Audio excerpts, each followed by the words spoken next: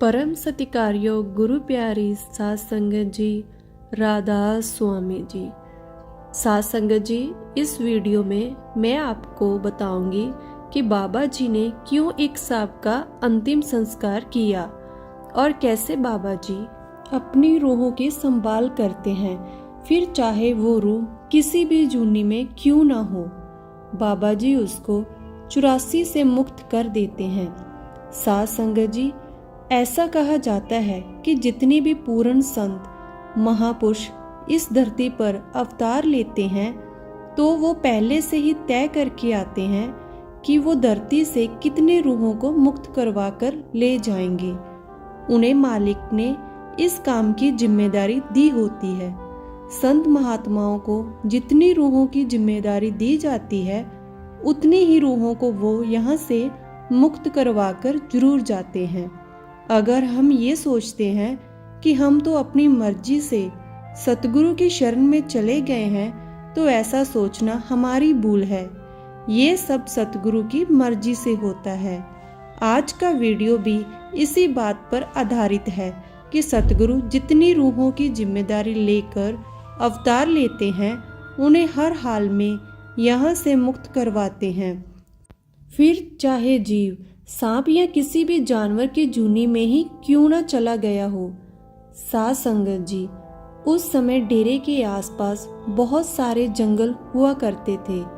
एक बार बाबा जी अपने सेवादार से कहने लगे कि हमें आज जंगल में जाना है। तो सेवादार ने कहा कि ठीक है बाबा जी, मैं गाड़ी तैयार करवा देता हूँ और सिक्योरिटी को बोल देता हूँ। बाबा जी कहने लगे कि नहीं, हमें गाड़ी से नहीं पैदल जाना है और सिक्योरिटी की भी जरूरत नहीं है। तो सेवादार कहने लगा कि ठीक है बाबा जी, जैसी आपकी मर्जी। फिर बाबा जी ने सेवादार से कहा कि एक काम करना, साथ में थोड़ा नमक और एक सफ़ेद कपड़ा भी ले आना।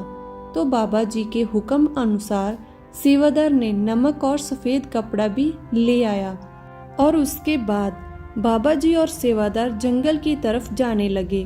कुछ दूर चलने के बाद बाबा जी और सेवादार के सामने एक बहुत बड़ा काला सांप फन उठाकर बैठ गया। ये देखकर सेवादार बहुत डर गया और उसने बाबा जी से कहा कि बाबा जी आइए, यहाँ से लौट चलते हैं। तो बाबा जी कहने लगे कि तू चिंता क्यों करता है, ये हमें कुछ नहीं कहेगा, ये मेरा दोस्त है। सेवादार बाबा जी की बात को सुनकर हैरान हो रहा था कि एक सांप बाबा जी का दोस्त कैसे हो सकता है। तो बाबा जी ने सेवादार को कहा कि तू डर मत, और ये कह कर बाबा जी सांप के पास चले गए और सांप उसी समय बाबा जी के पैरों में लिपट गया। फिर बाबा जी ने अपनी जेब में से प्रसादी की 2 दाने निकाले और सांप को खिला दिए। सांप के सर पर हाथ फेरने लगे। बाबा जी के हाथ फेरने के कुछ ही पल में सांप ने प्राण त्याग दिए और फिर बाबा जी ने सेवादार से कहा कि यहाँ साइड में एक गड्ढा खोदो।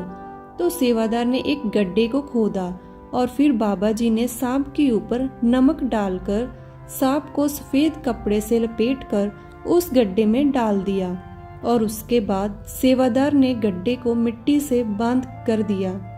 ये सारा नज़ारा देखकर सेवादार हैरान हुए जा रहा था। फिर बाबा जी और सेवादार वापस डेरे की तरफ चलने लगे। सेवादार के मन में बार बार यही आ रहा था कि बाबा जी से कैसे पूछूं कि वो सांप आपका दोस्त कैसे था, लेकिन उसकी हिम्मत नहीं हो रही थी बाबा जी से सवाल करने की। साध संगत जी, बाबा जी तो जानी जान थे। बाबा जी ने सेवादार के मन की बात को समझ लिया और उसके बाद बाबा जी ने सारी बात सेवादार को बताई, जिसे सुनकर सेवादार बहुत हैरान हुआ जा रहा था। और साध संगत जी, जब आप भी ये बात सुनेंगे तो आप भी हैरान रह जाएंगे और आपको समझ आ जाएगी कि वीडियो के शुरू में मैंने क्यों कहा था कि संत महापुरुष जितनी रूहों की जिम्मेदारी लेकर हमारे दरमियान आते हैं उतनी रूहों को मुक्त जरूर करवाते हैं, फिर चाहे उनकी रूह किसी भी जूनी में क्यों ना हो। तो बाबा जी ने सेवादार से कहा कि जब मैं कॉलेज में पढ़ाई करता था तब ये जो अब इस जूनी में सांप बनकर आया है ये मेरा बहुत अच्छा दोस्त हुआ करता था। ये मेरी हर बात मानता था, सिर्फ एक बात को छोड़कर। मैं इसको जब भी कहता था कि कुछ समय मालिक की भक्ति में जरूर देना चाहिए तो ये मेरी इस बात को नहीं मानता था और ये कह देता था हर काम की एक उम्र होती है, जब मैं बूढ़ा हो जाऊंगा तो उसके बाद मुझे और थोड़ी ना कुछ करना होगा, तब मैं मालिक की भक्ति करूंगा। फिर जब हम कॉलेज से पढ़ाई करके निकले तो हमने कमाना शुरू कर दिया। उस समय मैंने फिर से इसको बोला कि भाई अब तो कुछ समय मालिक के लिए निकाल, लेकिन तब इसके ऊपर पैसे का ऐसा भूत सवार था कि इसको पैसे के अलावा और कुछ दिखाई नहीं देता था।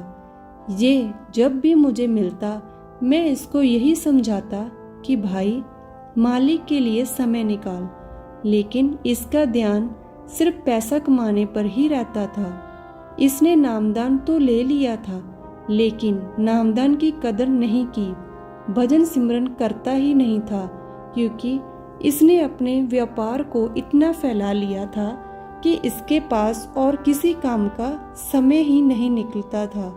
जब कभी ये 5-10 मिनट के लिए भजन सिमरन पर बैठता तो इसका मन इसके व्यापार में ही फंसा रहता और ये 5-10 मिनट में ही उठ जाता था। ये मुझे हमेशा कहता था कि अभी तो बहुत उम्र पड़ी है, ये सब काम बुढ़ापे में करूँगा, अभी मुझे बहुत पैसा कमाना है।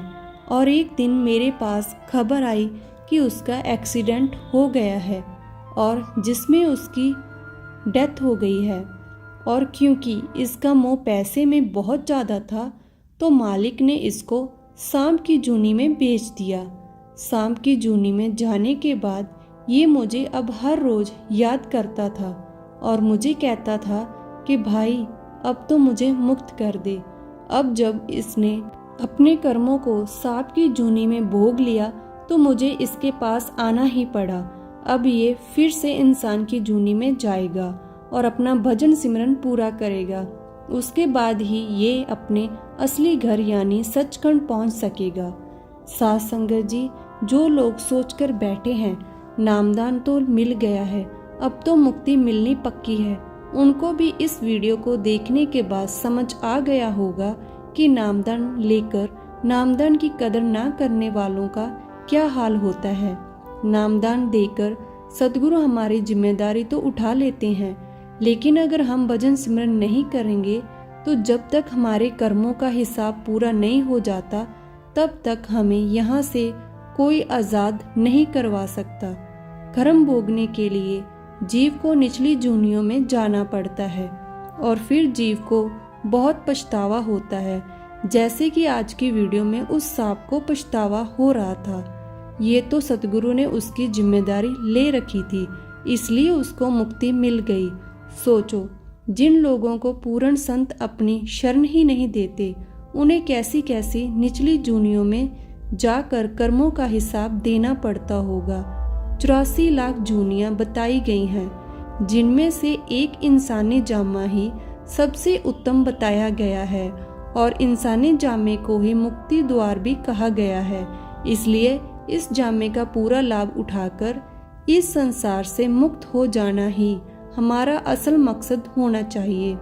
बाबा जी ये कभी नहीं कहते कि पैसे मत कमाओ या पारिवारिक जिम्मेदारियों को मत निभाओ। बाबा जी के जितने भी सत्संग आप सुनेंगे उन सब में बाबा जी ने भजन सिमरन करने को कहा है और साथ में ये भी कहा है कि इसे हम संसार में रहकर अपने पारिवारिक और सामाजिक जिम्मेदारियां भी निभानी है और मालिक के लिए वक्त भी निकालना है।